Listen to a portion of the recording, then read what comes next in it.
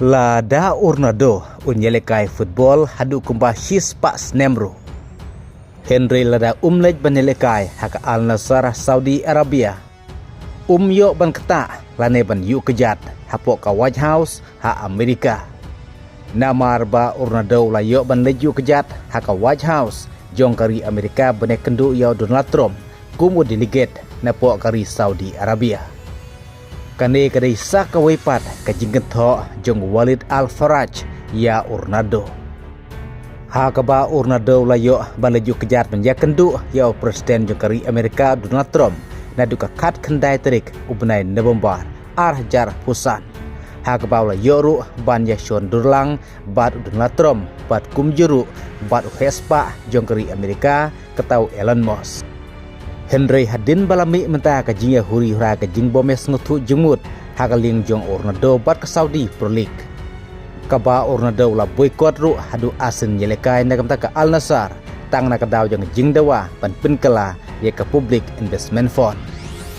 Henry artli ki jing kentho bat ki jing keno ki ba bom sngaw tenat na kaling jong nong thok kubor jong kari Saudi Arabia kata Walid Al-Faraj ula kren ru kumne ya Ornado. Hakaba kat kum na Walid Al-Faraj ula kren kumne. Bajin lada Ornado unyelekai football wat hadu shis pa snemru yo watang ban keta watang ban yu kejat ya ka White House jong kari Amerika. Lada yo ban lek mi khmat kum tau delegate na kari Saudi Arabia. Kum ta kat kum na kajing kren jong Walid Al-Faraj ula kren ru kumne. Bak Saudi Arabia kale sibun ba ki nagam ta jong Ornado.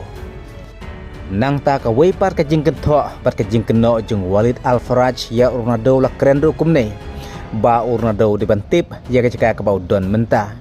Ba ka ne ka de Saudi Arabia kam de ka Ronaldo Arabia. Kum ta udai tang unang tre hang ne tang urang elekai ubayo ka jing su ka ba hedor na ka klub Al Nassr. Kaba umpat yo ya ke jingsu kaba hedor hadukat ne nagi klub na Europe.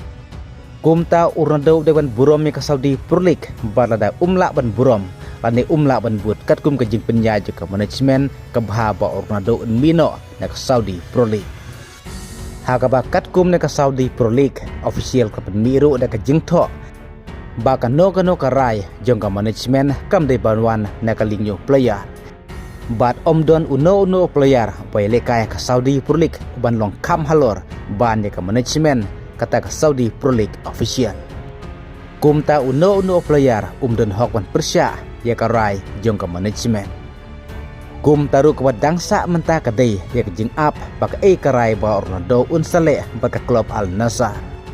Lahato shisha unsamino na ke klub Al Nassr ha ubnajun lane undang yepteng kat kum kontrak kaban kut hadu snem arajar puhnyo.